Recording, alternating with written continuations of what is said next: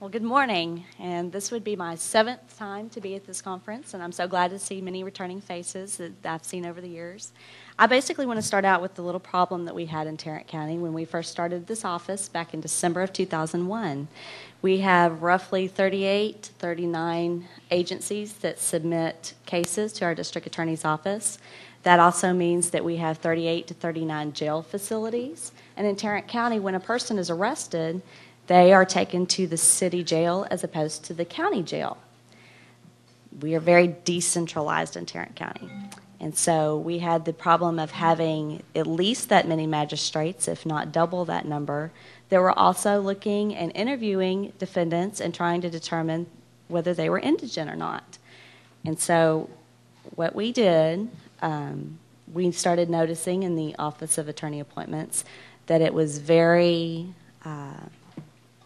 it was not uniform in the way that indigency was being determined. Even though the county had established a standard of indigency, it wasn't being decided in the same way. So what we did is we came to the task force back in 2005 and asked for a grant. We received roughly $230,000 from the task force, and we came up with the idea of centralizing the magistration process, particularly determining indigency. By doing that, we were able to hire a part-time magistrate and 4 financial information officers. What our officers would do is the minute that we received the request from the cities that they had someone in custody that needed to have information taken from them on their financial matters, we would send our financial officer out there. They would go out to the cities every single day. They would sit down with them, interview them, work mostly like a social worker, taking the information from them, and then they would turn it over to our part-time magistrate, Judge King, and he would actually make the determination as to whether they were indigent or not. This centralized the way, and it became uniform in the way that the information was collected, and it also centralized the decision to basically one person in the county that was looking at all of the indigency requests. Within 1 year, it was a 1-year grant, we were able to expand the program. Judge King became full-time with the county, and we also added 1 additional financial officer to address all the people that were coming in who maybe had been released from custody before we could get out there overnight or whatever. And so we had that person stationed downtown in a local position so that the people that managed to bond out or were released for whatever reason could then come downtown and be interviewed, and we could get that information taken care of. Judge King's going to go ahead and come now and talk about the rest of the program. Thank you, Holly. Good morning. How's everybody doing today? You know, it's interesting. One thing I was a municipal judge for the city of Keller for about 14 years. And so when I was doing this role in between both, I was doing the city magistration and then also doing the county magistration. So it was kind of actually an advantage because we kind of saw what was going on at the city and what we needed to do at the county. But, you know, this was something new. We'd never done it before. How many people have children? Okay. Remember your first one? Remember? You know, you're in the hospital and they wheel you down to the emergency room and you get in the car and they hand you this bundle, right? Right? I never forget and what's the first thing you did? Did you call your mother? And say, I don't know what I'm doing? Right? You know, because my sister called me from Florida after that and she goes, Matt, they just gave it to me. When I bought a TV, I got a manual. When I bought a car, I got an instruction book. They just handed it to me with no instructions. You know, I have no idea what I'm doing. So this is kind of the same sort of thing here. We didn't know what we were doing. So first thing I thought, well, what we need to do, let's determine exactly what we're trying to do. So I wrote a mission statement. What are we trying to achieve, you know, with my particular role as far as the financial officers collecting information, that sort of thing. So that's what I did. I wrote up a mission statement so we kind of remind ourselves, companies do this, to remind them, hey, what are we trying to achieve? And so when you have different personnel that come in, you can kind of give this to them, and they kind of have an idea of what are we trying to achieve here. One of our problems is, like Holly mentioned earlier, is that we have like 39, 40 different agencies. So when we first started out, when we started the financial stuff, I sit down with every agency and their police chief and their jailers or whoever's in charge of the jail and sit down and explain the process. We talked about the problems and that sort of thing. So individually sat down. So because it was a thing that we had to get everybody together. Actually, you can see it's involved everybody. City magistration, it involves the financial officer, it involves the city magistrate, court appointment office, county magistrate, everybody. So everybody has to be on the same page. And so that was one of the first things that we had to do. Then talk about, completing the mission statement, receiving the request, collecting the financial data, determining the indigency, and then appointing an attorney. I mean, that's really how we accomplished the mission statement. And, of course, follow the law. I mean, that's the whole idea of doing this, right? I mean, it all goes back to what is required under the law, under our guidelines, under state law. So Tarrant County is a little bit interesting in the standpoint that the prisoner is not transferred to the county jail until a case is filed. They stay at the city jail. And there's kind of a historical reason for that, but one of the main reasons is sometimes agencies would take the prisoners to the county jail.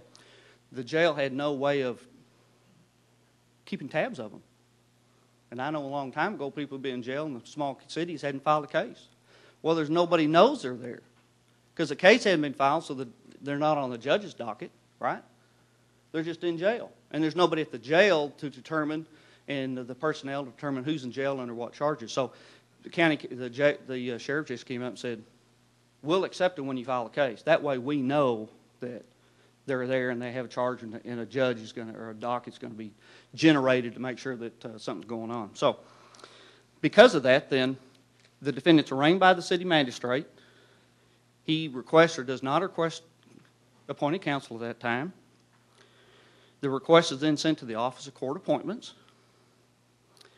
Then the financial officer then goes out to the city, and they're assigned to different city jails that they go to. And of course, obviously, they don't go to the same city every day. Sometimes the big cities like Arlington and Fort Worth, obviously, they're there every day because we do the most required. So the request is then, the information is sent back to the county magistrate. It's either me or one of the other county magistrates takes a look at it. If we grant it, then we appoint a lawyer. And that's pretty much the way the system works. Now, as far as the financial officers, here again, it's kind of like there's no instruction book. It's not like I came into the county and county said, here's your manual, because we had never done it before. So we had to come up with one. And one of the things we did was we came up with training sessions with the financial officers. What is the biggest thing that you're concerned about your county with public funds and appointing a lawyer? What is it? You got county funds that you're going to pay a lawyer for a defendant. What you're concerned about? How much? What else? I'm sorry? I'm getting old and I can't hear. Bingo! Right? Isn't that what you're concerned about? I mean, if somebody is indigent and needs a lawyer, we want to give them a lawyer, don't we? I don't think anybody's going to raise their hand and say we don't want to give them a lawyer, right? Right. I mean, we want to make sure they have legal representation. That's been the theme throughout today's session, right? But what's the other thing we want to do? We want to make sure they're, entitled to it. Are they indigent? I handle this on almost a daily basis. A lot of people come up and say, well, I don't want to spend my money. Well, sorry. If you got it, you're going to have to spend it, right? Okay? It's kind of like going to the doctor. Is the doctor going to treat you for free just because it wasn't your idea to get sick? Right? Okay. So that's the biggest thing is you want, and the public demands, don't they, integrity in your system to make sure that if you're giving this money out that citizens, the taxpayers are paying in, that it goes to what? People that need it. People that are entitled to it under the law, right? Okay, absolutely. So I just kind of, in your handouts, if you'll look at it, we have a couple of handouts. One of them is a PowerPoint presentation I used probably back in 2005 when we had one of the sessions. And what I did was I kind of pulled out the old accounting books and went through, because here has people that have not a business degree, don't have accounting experience. So I went over basic accounting, basic financial statements, so they get an idea of what we're talking about when they're doing that interview. We went over like I said, basic financial statements, so have a better idea during the interview that they know what they're asking for. And it all kind of is tied into our affidavit that we collect the information. Then I put together a manual, or Holly and I put together a manual so we can stay consistent, and we put all that stuff in there. And then we just do a regular update once a year. And when we first started out, we did a lot more training sessions, but now they kind of train each other when we get new people that come in. But also in there, if you'll look at it, we have part of our manual we put together, basic types of income. And a lot of people we interview, you say, do you have income? Well, I get a check. Well, what do you get a check for? These poor people don't know. You know what I'm saying? And some of these regulars, we're on a first-name basis because they're in jail every month. You know what I'm saying? The poor homeless people and that sort of thing. And you ask them, what's your check for? Well, they don't know. My financial officers, one of the training sessions, you'll see that I have Social Security come in. I have different agencies that come in and explain unemployment. And during these training sessions, we just talk about what is Social Security, what is Social Security disability, what is Medicare, and all the differences. The financial officers, if you ask them, say, they can interview these people, say, what color is your check? What day do you receive it? Because that way they know exactly what kind of check it is, whether it's Social Security or Social disability insurance. You see what I'm saying? Unemployment's always a problem. Well, I have a job, but I've got getting unemployment. They know how to calculate the unemployment based on their salary and how much longer they're going to be getting it. Because they may have unemployment, but it may be out in a week. Well, they may not be indigent today, but in a week when that unemployment runs out, they may be. So that's some of the sort of things that we do. In a minute, I'm going to show a video. But Dominic has been wonderful. I sent some information to him down here. But, we've been showing all this computer stuff. And what's great about it? When it works, right?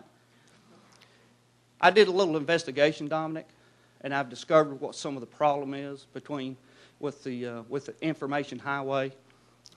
And I've discovered that the information highway, I guarantee you, goes from Tarrant County to Austin, goes through this telephone pole. All right? So, anyway. Okay. One of the things I did also is during the training sessions, to have fun and also to kind of give some real experience, we videotaped some training sessions. And Kathy Lehman, who was a graduate of our police academy there in the city of Keller, Citizens Police Academy, came in and volunteered, she and someone else, and I gave them a scenario. And the idea was kind of a training session to basically hide assets and see if the financial officers could draw it out, Because they look at income and they look at expenses and they look at them and say, well, wait a minute. You're saying that you don't have any income, but you got expenses $2,000 a month. That can't be. Where's the money coming from? So we had kind of had a scenario on this, and Kathy was just perfect. And I took out an excerpt of that interview with her, and she just did a wonderful job. So we'll see if the information highway is going to work. The place where the houses are. It's an apartment complex. They're like duplexes. It's called Brittany Estates. Yeah. Okay, so it's not Brittany Apartments. No. So you're lying to me about that. I ain't lying. But you said it was Brittany Apartments. Well, it's the same thing. Brittany is Brittany. It's a half of a house. Still on Main Street? Yeah. Mm-hmm. What about Number 2E. They had to make some of the stuff up. I didn't give this information, so she's making it up as she goes. you don't pay for it?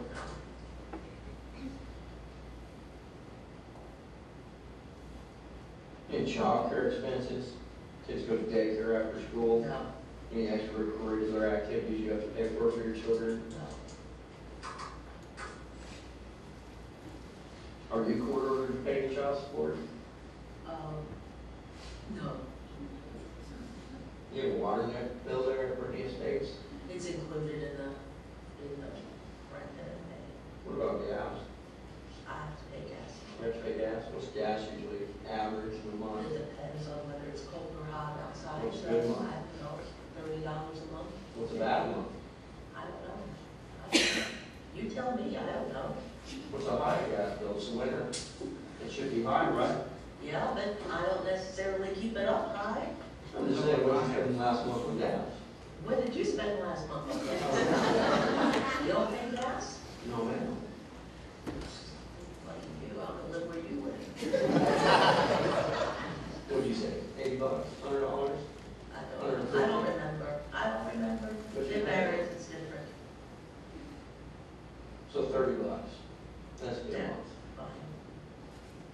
About average? Is that what you pay? I don't think. You drive around a lot? Not really. Are you sure? Yeah. She's losing it.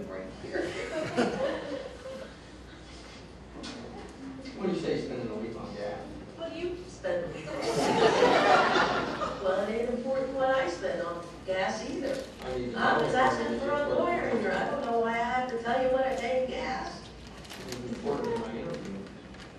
Well, I told you a lot. I've been sitting here talking to you for 20 minutes. Well, And you're going to give me quit a lying to lawyer? me. I'm not lying to you. You said you lived at Brittany I Park. think you're You lying lived to at me. Brittany You're telling me Estates. you don't pay gas. Yes, sir. What kind of gas? All right. She did a wonderful job. Like I said, she was kind of making some of this stuff up. But you know what? In the real interview, sometimes that's exactly what it is. I don't know why. I just wanted a lawyer. Why do I have to answer all these questions? Why do I have to tell you all this? Because give me a lawyer. That's all I want. You know, and so it's really kind of realistic. But we had a lot of fun with that. But we also learned a lot as far as that. So we had, like I said, it had 4 different scenarios. And each one of the financial officers did the interview. But she was the funniest. So all right. Just do an escape. Yeah, just go there. So that'd be fine. All right. Any questions? All right. Thank you very much. I appreciate your time this morning.